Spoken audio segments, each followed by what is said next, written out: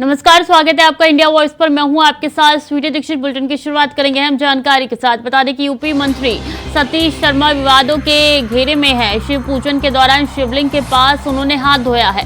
बाराबंकी में लोधेश्वर मंदिर में कर रहे थे पूजन। मंत्री जितेंद्र प्रसाद भी मंदिर में मौजूद थे। उस समय कांग्रेस और समाजवादी पार्टी ने उठाया है ये मुद्दा। यूपी के मंत्री सतीश शर्मा की सफाई अब निकल के सामने आई है। उन्होंने कहा है कि बेवजह मामले को तुल दिया जा रहा है। शहद दूध से अभिषेक किया गया था। तो देखिए, एक तरफ जहां मंत्री ने कह दिया है कि यहां पे शहद और दूध से अभिषेक किया गया था, तो दूसरी तरफ ये वीडियो काफी कुछ बयां कर रही है। समाजवादी पार्टी और कांग्रेस लगातार मंत्री जी को घेरने में लगी हुई है। हाथ में अभिषेक की सामग्री लगी थी। उन्होंने कहा कि घी और शहद से अभिषेक किया था। हाथ में अभिषेक की सामग्री लगी हुई थी और ऐसे में ये वीडियो काफी ज्यादा वायरल हो रहा है। समाजवादी पार्टी और कांग्रेस दोनों पार्टी की तरफ से घेरा जा रहा है और ऐसे में मंत्री कह रहे हैं कि बेवजह इस बात को तुल दिया जा रहा है।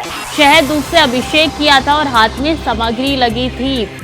और ऐसे में देखिए, ये वीडियो वायरल होने के बाद से अब जहां समाजवादी पार्टी और कांग्रेस इस मुद्दे को लगातार उठा रही है, तो वहीं अब इस पूरे मसले पर बयान जो है वो मंत्री जी का निकल के सामने आ गया है। सतीश शर्मा इनका नाम है, यूपी के मंत्री है, विवादों में घिरे हुए नजर आ रही हैं। बता दें कि जिस तरीके से शिवलिंग के बगल में वे हाथ धो रहे हैं, उसको लेकर अब ये काफी ज्यादा बात बढ़ती हुई नजर आ रही है। बाराबंकी में लोधेश्वर मंदिर में ये पूजा अर्चना कर रहे थे, उस समय का ये वीडियो है जो कि सोशल मीडिया पे अब वायरल हो रहा है। इन मंत्री के साथ जितेंद्र प्रसाद जो कि मंत्री है वो भी नजर आ रहे हैं इस वीडियो में। ऐसे में मंत्री जी का साफ तौर पे बयान आया है कि बेवजह बात को जो है वो उठाया जा रहा है, तुल दिया जा रहा है। कांग्रेस समाजवादी पार्टी लगातार इस पे घेर रही है मंत्री जी को। सतीश शर्मा ने अपनी सफाई दी है कि जलाभिषेक किया था यहाँ पे घी से, और इन्होंने आगे कहा है कि शहद से भी जलाभिषेक किया था, तो हाथ में सामग्री लगी है। और ऐसे में ये वीडियो साफ तौर पे दिखाई दे रहा है कि किस तरीके से मंत्री जी ठीक बगल में ये हाथ धोते हुए नजर आ रहे हैं।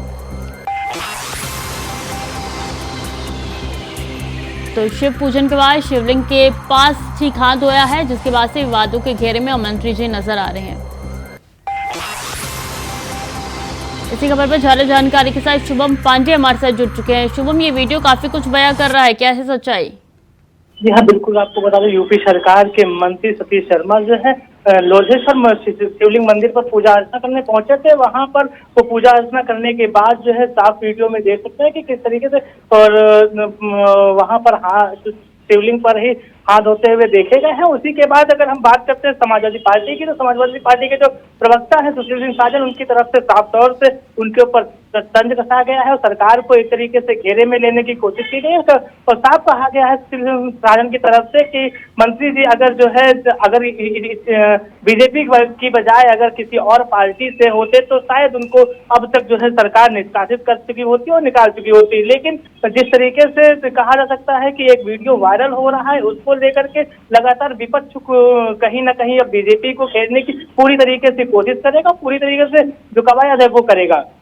जहां एक तरफ समाजवादी पार्टी और कांग्रेस लगातार मंत्री जी को घेरने में लगी हुई है शुभम, तो वही मंत्री जी खुद को डिफेंस भी कर रहे हैं। डिफेंड करते वो कह रहे हैं कि यहाँ पे मैंने जलाभिषेक किया था। तो क्या जलाभिषेक करने के बाद आप शिवलिंग के ठीक बगल में हाथ धो सकते हैं?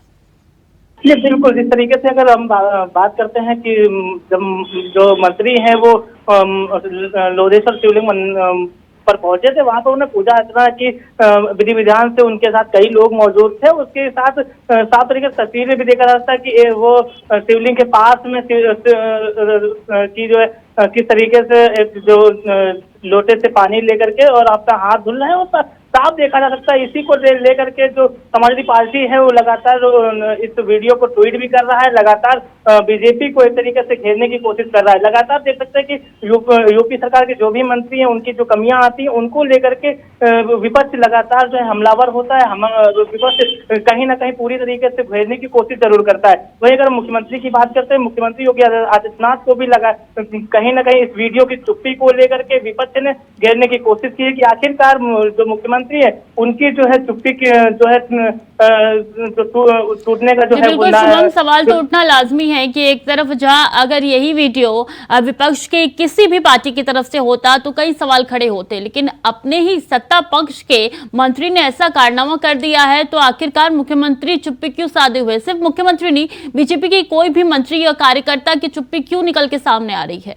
जी बिल्कुल कह सकते हैं, जिस तरीके से बीजेपी जो है लगातार जो तस्वीरें हैं वो देखते होंगे आप सभी की, लगातार मंदिरों में पहुंचती है, लगातार पूजा अर्चना करती है, एक तरफ जो अर्चना करती है, एक तरफ जो धार्मिक काम है उनमें शिरकत करती है। उसी के बाद एक वीडियो आना एक तरीके से कहीं ना कहीं सवालिया निशान जरूर खड़ा करता है कि आखिरकार अगर ये अगर जो वीडियो है अगर विपक्ष की तरफ से आया होता तो शायद कोई जो एक्शन है वो कोई बड़ा लिया जा सकता था, लेकिन जब यूपी सरकार के जो मंत्री हैं उनकी तरफ से इस वीडियो जो सामने आया है और जाहिर सी बात है कि कहीं ना कहीं विपक्ष जो पूरी तरीके से भरपूर कोशिश करेगा इसको घेरने की, और लगातार विपक्ष घेर भी रहा है। शुभम, ये साफ तौर पे नजर आ रहा है विपक्ष यही कोशिश कर रहा है कि इस मामले को और ज्यादा तुल दिया जाए। तो वहीं सतीश शर्मा ने साफ तौर पे कह दिया कि बेवजह मामले को उठाया जा रहा है। बने रहिए हमारे साथ, अगली खबर में भी आपका रुख करेंगे। वही बाराबंकी से महत्वपूर्ण जानकारी आ रही है। भरभरा कर गिरा है 3 मंजिला मकान, मलबे में करीब 1.5 दर्जन लोग दबे होने की ये सूचना निकल के सामने आ रही है। मौके पर पुलिस और जिला प्रशासन मौजूद है। 12 लोग इलाज के लिए जिला अस्पताल रेफर कर दिए गए हैं। मकान हादसे में 2 लोगों की मौत हो चुकी है। मलबे में अभी भी 3 लोगों के दबे होने की आशंका जताई जा रही है। एसडीआरएफ की टीम मौके पर कर रही है बचाव। और फतेहपुर कोतवाली क्षेत्र के अंतर्गत सट्टी बाजार की पूरी घटना है, जहां की तस्वीरें आप तक पहुंचा रही हैं कि यहाँ पे किस तरीके से ये मकान जो है वो भरभरा कर गिर गया है। अंदर काफी परिवार रहते थे और ऐसे में सबकी जान इस वक्त आफत में नजर आ रही है। शुभम लगातार हमारे साथ बने हुए हैं। शुभम, कितने घंटे हो चुके हैं रेस्क्यू अभियान के, कितनी देर और चलेगा, क्या कुछ अपडेट है इस खबर को लेकर आपके पास?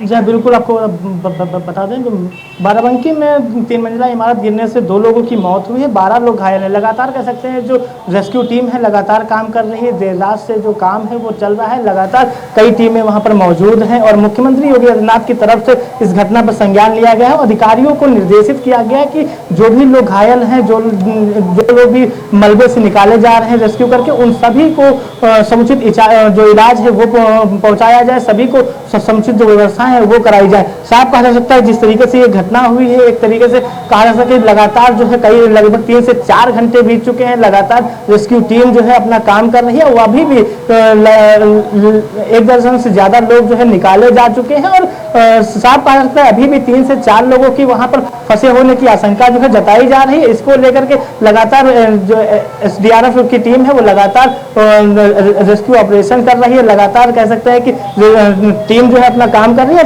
साफ तस्वीरों के माध्यम से देख सकते हैं किस तरीके से एक भयावह स्थिति में जो इमारत है वो गिरी थी। एक दर्दनाक हादसा जो है उसको लेकर के मुख्यमंत्री ने भी संज्ञान ले लिया है और मुख्यमंत्री की तरफ से साफ जो है जो भी राहत बचाव के कार्य है वो सभी अधिकारियों को निर्देशित किया जा चुका है। सभी अधिकारी जो है मौके पर मौजूद है, लगातार रेस्क्यू ऑपरेशन चल रहा है। अधिकारी मौके पर मौजूद है, एसडीआरएफ की टीम भी शुभम लगातार लगी हुई है, लेकिन सवाल एक ही है कि आखिर किन कारणवश जो है ये बिल्डिंग गिरी है, किसकी जिम्मेदारी है, यहाँ पे कौन जवाबदेही है?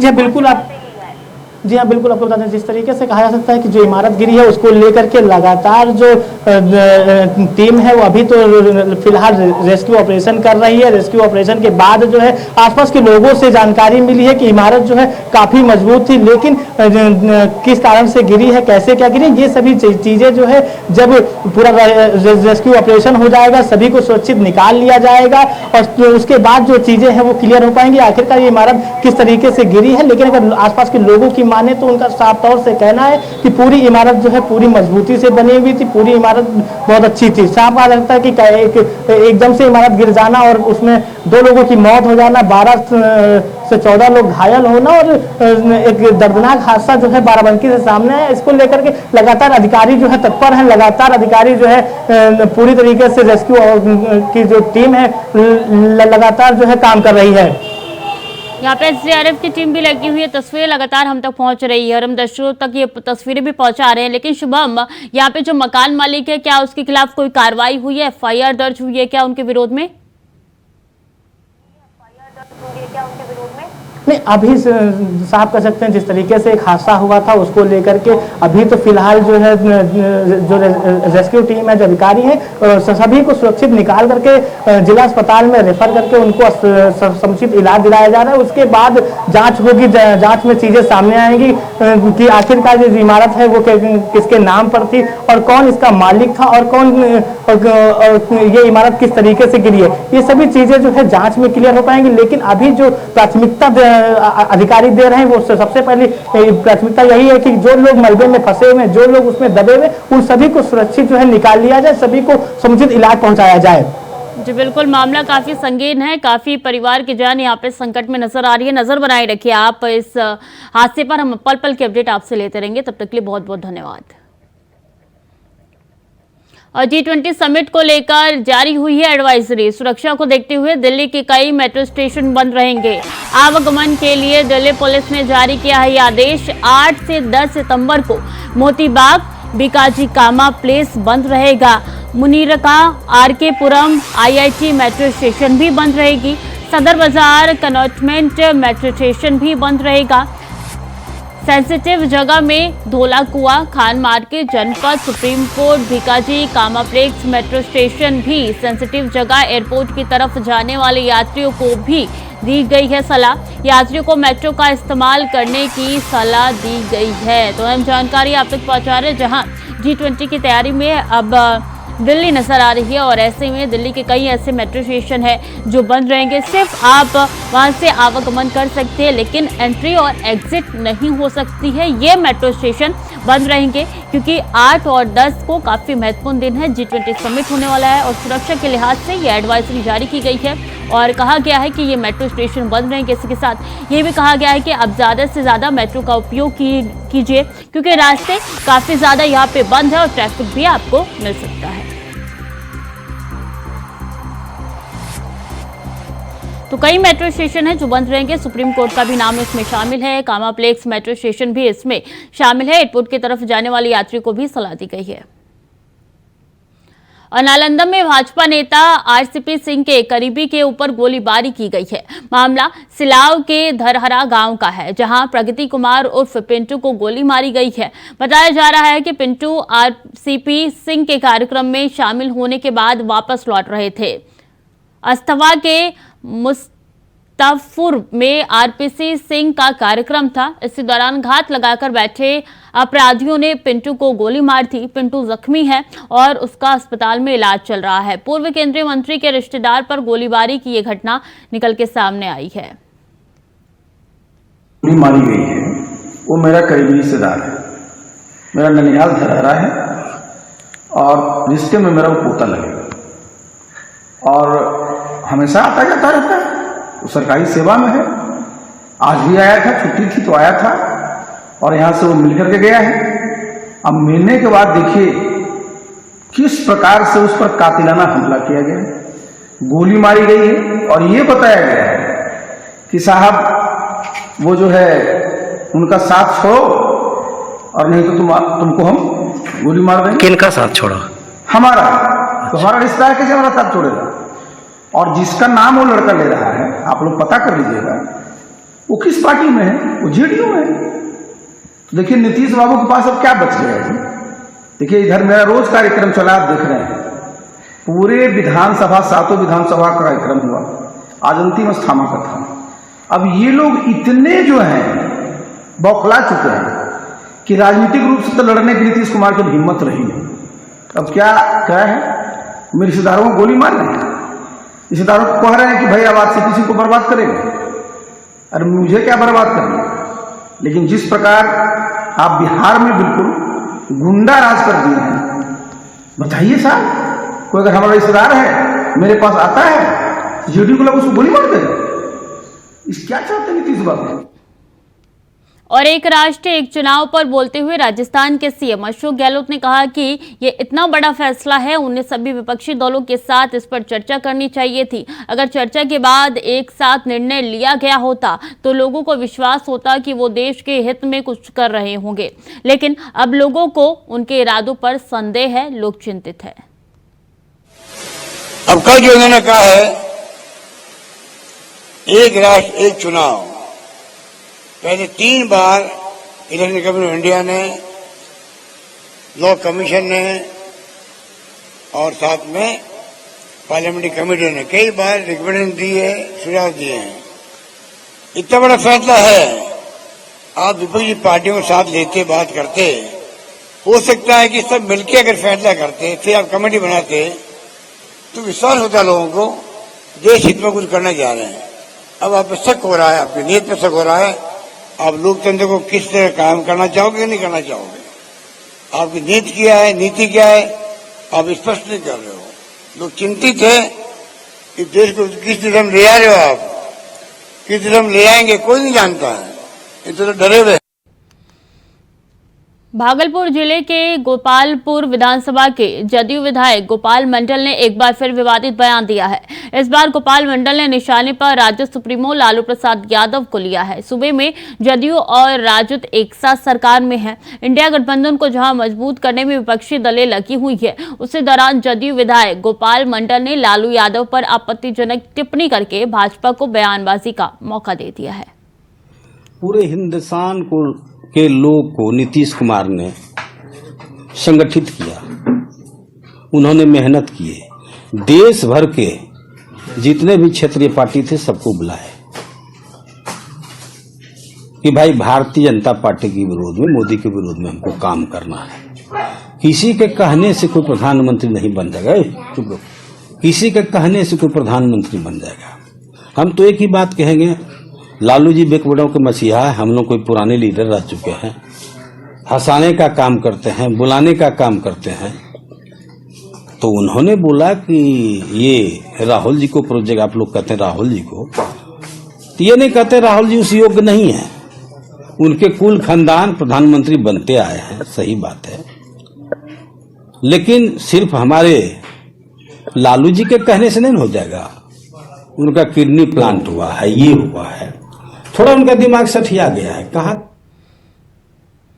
और केंद्रीय गृह मंत्री अमित शाह ने रविवार को डीएमके नेता उदयनिधि स्टालिन की सनातन धर्म के खिलाफ की गई टिप्पणी को लेकर विपक्षी इंडिया गठबंधन के नेताओं पर जमकर निशाना साधा।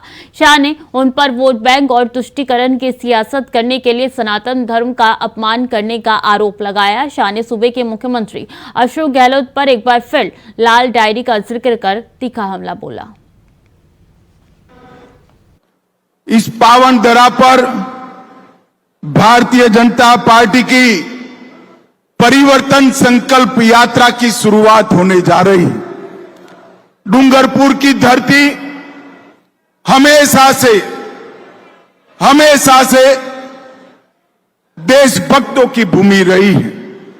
यही राजस्थान के, यही गुजरात के आदिवासी भाइयों ने महाराणा प्रताप के साथ रहकर सालों तक युद्ध कर मुगलों की सेना के दांत खट्टे करने का काम यही भूमि के सपूत। ये परिवर्तन यात्रा का दूसरी यात्रा यहां से निकल रही है। यह यात्रा भारतीय जनता पार्टी की जो निकल रही है वो 19 दिन घूमेगी, लगभग 2500 किलोमीटर घूमेगी, 52 विधानसभाओं में संपर्क करेगी, 156 जगह पे छोटी सभाएं, 52 जगह पे सभाएं और 54 जगह पे बड़ी सभाएं कर पूरे राजस्थान में परिवर्तन का संकल्प करने का काम करेगी। मैं आपको बताने आया हूं मित्रों, ये परिवर्तन यात्रा जब समाप्त होगी उस वक्त गहलोत सरकार का जाने का निश्चय हो चुका होगा। अशोक गहलोत जी, आप पहले राजस्थान की जनता को बताइए, 10 साल तक केंद्र में यूपीए की सरकार थी, सोनिया मनमोहन की सरकार थी। यूपीए सरकार ने, कांग्रेस सरकार ने राजस्थान की जनता को क्या दिया? जरा इसका हिसाब दीजिए। भोले बनकर इधर उधर की बात मत करिए। माताओं, भाइयों, बहनों, हिसाब देना चाहिए या नहीं देना चाहिए? जोर से बोलिए, देना चाहिए या नहीं देना चाहिए? वो नहीं देंगे। मगर गहलोत जी, मैं तो बनिया का बेटा हूं, हिसाब लेकर आया हूं साथ में। और कुरुक्षेत्र के बैरागी धर्मशाला में राज्य इंजीनियरिंग डाइंग स्टाफ सेवा संगठन ने हरियाणा संबंधित कर्मचारियों के साथ कार्यक्रम का आयोजन किया है। इस कार्यक्रम में पूरे राज्य के कर्मचारियों ने हिस्सा लिया है। इस मीटिंग में कर्मचारियों को आ रही परेशानियों और अन्य आगामी मांगों को लेकर विचार विमर्श किया गया है। तो वहीं इस मीटिंग की अध्यक्षता कर रहे कुलदीप सिंह ने बताया कि हम सरकार की कर्मचारी विरोधी नीतियों का विरोध करती हैं और साथ ही कर्मचारी एसोसिएशन के आगामी चुनाव को लेकर रणनीति बनाने को लेकर इकट्ठा हुए हैं। साथ ही कहा है कि हमारी मांगों पर सरकार जल्द विचार नहीं करती है तो आने वाले समय में एक बड़ा आंदोलन करेंगे।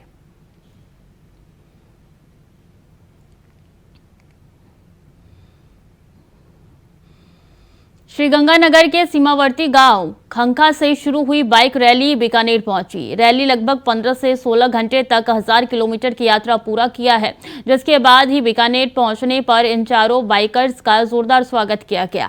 बाइक रैली श्रीगंगानगर सूरतगढ़ होते हुए बीकानेर पहुंची है, जिसके बाद बांसवाड़ा के कुशलगढ़ में संपन्न होना है। बता दें, 4 बाइकर सदस्यों ने शामिल एक महिला बाइकर सौम्यता सैनी ने कहा है कि महिलाओं को अपना रूटीन का कामकाज निपटाने के बाद क्रिएटिव काम भी करना चाहिए, क्योंकि ये कार्य एक निश्चित उम्र तक ही किया जा सकता है। उसके बाद ऐसे एडवेंचर अभियान करना संभव नहीं है।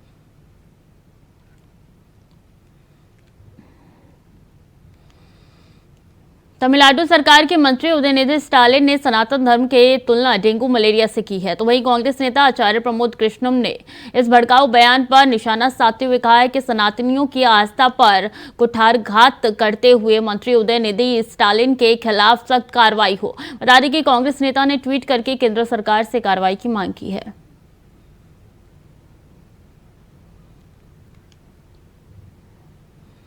रायबरेली में संदिग्ध परिस्थितियों में युवती की मौत हो गई है, जिससे हड़कंप मच गया है। बता दें कि परिजनों ने युवती को सीएससी पहुंचाया, तभी डॉक्टर ने युवती को मृत घोषित कर दिया। मामला संदिग्ध होने पर पुलिस को सूचना दी गई। सूचना मिलते ही मौके पर पहुंची पुलिस ने शव को कब्जे में लेकर पोस्टमार्टम के लिए भेज दिया है। घटना पुलिस लालगंज कोतवाली क्षेत्र के ओरी का पूर्वा के बताई जा रही है।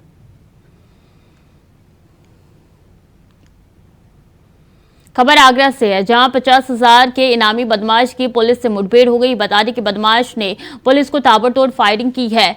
वहीं पुलिस ने भी बदमाश पर जवाबी फायरिंग की है। फायरिंग में बदमाश के पैर में पुलिस की गोली लग गई। बता दें कि 50,000 के इनामी बदमाश को घायल अवस्था में इलाज के लिए अस्पताल पहुंचाया गया। वहीं डीसीपी वेस्ट सोनम कुमार ने लीडरशिप में ACP Mahesh Kumar, surveillance team और थाना मलपुरा इंचार्ज अजय सिंह के ज्वाइंट ऑपरेशन में कार्रवाई की गई।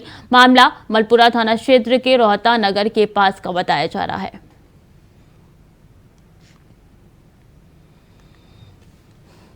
खबर बीकानेर से है, जहां शिल्प एवं माटी कला बोर्ड के अध्यक्ष डुंगरू राम गेदर के जन्मदिन पर रक्तदान शिविर लगाया गया। रक्तदान शिविर बीकानेर में पब्लिक पार्क स्थित बिश्नोई धर्मशाला में लगाया गया, जिसमें बड़ी संख्या में लोगों ने रक्तदान किया। रक्तदान शिविर के संयोजक श्रवण कुमार वर्मा ने बताया कि हम हर साल समाज सेवी डुंगरू राम गेदर के जन्मदिन पर रक्तदान शिविर का आयोजन करते हैं।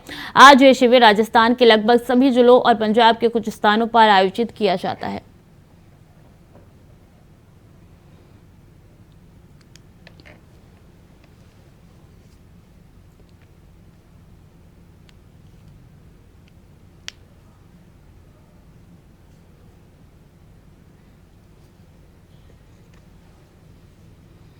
तो फिलहाल के लिए बुलेटिन में इतना ही। खबरें लगातार जारी है, देखते रहिए इंडिया वॉइस।